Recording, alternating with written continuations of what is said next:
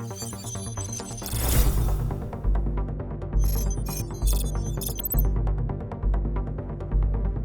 morning, and welcome to the Black Mesa Transit System.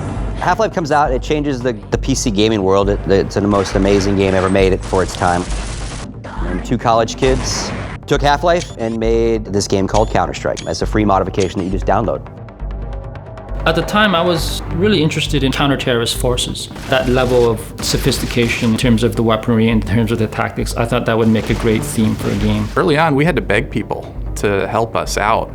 Even just to get playtesters, we had to beg people, hey, do you want to come play our mod? And a lot of people would be like, no thanks, not interested. So we just kind of put it out there thinking, you know, a couple hundred people might think it was cool. I guess it wasn't until maybe 6 months after we released the very first version that we saw that this game had a potential to become something really bigger than we expected it to. The fact that it was this cool new shooter that was multiplayer, I think that's what really interested me in the game. It was not about shooting people to me, it was about strategy and outsmarting your opponents. Counter-Strike was different than anything else. You had to buy your weapons, only a couple bullets killed you. You went and did something risky early or something stupid, you were stuck watching for the full 5 minutes. This wasn't a game for the faint of heart. This wasn't a game for people who wanted to respawn as soon as they died. Your actions in Counter-Strike matter. Early on when we were developing, the community feedback would basically color our next beta release. There was so much energy at that time and so many fans who really felt like they were part of the development. People were just submitting so much content. We were getting maps, I don't know, maybe 100 a week.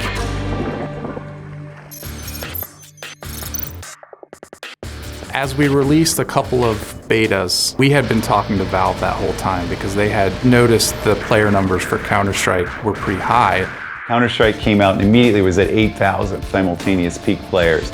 A week later it was at 12,000, a month later it was at 16, and we saw that there was something happening here. And so we immediately said, you know, we've got to find a way to work with these guys. And it was really cool to be talking to Valve at that time because we kind of idolized these guys. We loved Half-Life, we were fans of Valve. Valve came on board around Beta 5. When they came on, that was the point where it really just took off. Counter-Strike started out as the side event at the CPL tournament while Quake was the big game. In 2001, Counter-Strike took over the venue. The key for Counter-Strike for me is very early on it became like kind of a global game. You know, it was one of the first esports that wasn't just like a few countries are really into it or just one region's into it. It's like nearly the whole world to some degree was interested in Counter-Strike. So it was only actually changes within the community that changed how the game was played and how you conceive of what is Counter-Strike, which is this 5v5 defusal game that eventually later had a lower round timer, only uses these certain maps. Like when we first had the first tournaments, no one knew what the good maps were. So we used to play almost all the maps. Like even into 1.6, Valve always understood the community were a big part of Counter-Strike, and that was really the one thing that they never really changed. So when Counter-Strike first became a Valve property, one of the immediate tasks was to figure out what was going on with updates. Having Steam to automatically do your updates for you is almost life-changing at this point. Whereas actually back then, when the patch comes out, that's depressing because now I know I'm not going to be playing for 2 days because not only do I have to download it, which will take me many hours, but the download speed's going to go a lot slower because there was no Steam. So as a result, everyone in the world is now trying to download that one patch from that one server. You know, that was really the genesis of the idea for Steam, was to figure out how could we automatically update all these folks. Source blows my mind that people have almost kind of omitted it from Counter-Strike history. It did have some issues at launch, I don't think there's any doubt about that, which did turn a lot of the people off because obviously if you've got an existing game that's been out for years and it's great and everything works perfectly fine because it's been tweaked, and then you've got something new and it doesn't quite work, obviously you're gonna stick to the one that you know and stick to the one that you feel is complete. I thought the game was great. I had lots of fun. I met like really cool people who I'm still friends with to this day through playing Source. CSGO, it felt like the last hope for Counter-Strike in many ways. And what was a very pleasant surprise was actually within 6 to 12 months of the initial release, the game was improving very quickly in fact, much quicker than normally you would expect. The difference with CSGO was that they introduced matchmaking. Prior to matchmaking, you would join a server and you didn't know the skill level of the players that were on the server. Compared to today's, where they automatically find the best match for you, and it's very automated, and I think in that sense it made it very user-friendly. The skins update was a big change for the community, giving you something you can buy, something that you can customize your guns. It's done where it doesn't necessarily impact gameplay, but it gives people this exciting element to keep coming back and keep playing to get more skins. In CSGO, you have the ability for the community members to support the game with all of their content. I think the workshop has over 150,000 items in it, and people will aspire to have those items or better designs or things like that, or have their own designs in the game, where people can design maps, and the ones that are the most popular get put in the game itself.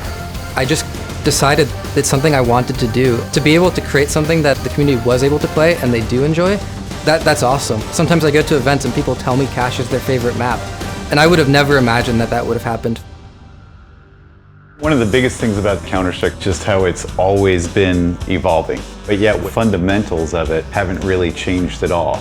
And it's the community involvement that I think has been so big to the growth of it over time. That sort of immediate feedback loop, which was so important early on and guided every single beta release, is still happening today with our Steam releases, where we're updating even more frequently than we did back then.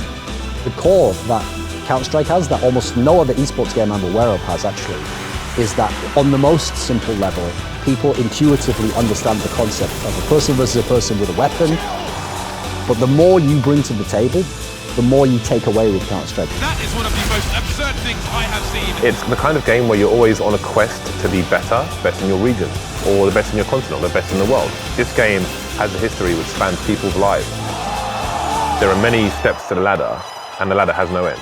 I think the reason Counter-Strike is one of the greatest games of all time is there is always something new to learn.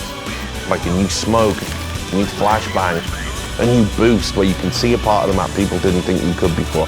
There's so many different and valid ways to approach the game. Sometimes you see teams from China versus teams from Sweden versus teams from the US, and they all have these different approaches to the game. And now we're in a position where we're getting million-dollar tournaments, interactivity, in-game items. With each version of the game, through each generation of gamers, Counter-Strike has just continued to grow. I don't think it's going to go anywhere other than bigger and better.